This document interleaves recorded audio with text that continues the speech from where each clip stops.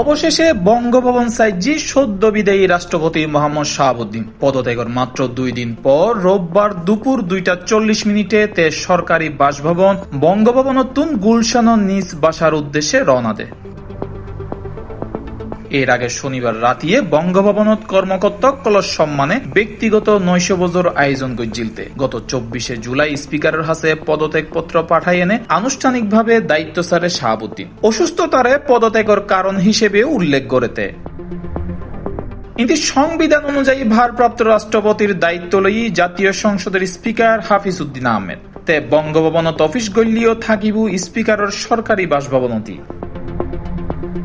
অন্যদিকে স্বরাষ্ট্রমন্ত্রী সালাউদ্দিন আহমেদ জানাই সাবেক রাষ্ট্রপতি হিসেবে আইন অনুযায়ী ব্যাক ধরনের সুযোগ সুবিধা পাইব মোহাম্মদ শাহাবুদ্দিন। আগামী 6 মাস তার নিরাপত্তায় থাকিব SSF, PGR সহ প্রয়োজনীয় আইন শৃঙ্খলা বাহিনী। এছাড়া তার বিরুদ্ধে ওরা বিভিন্ন অভিযোগ সরকার আমলত লইবের মতো কিছু নদেহের বলেও মন্তব্য করছে স্বরাষ্ট্রমন্ত্রী সালাউদ্দিন আহমেদ।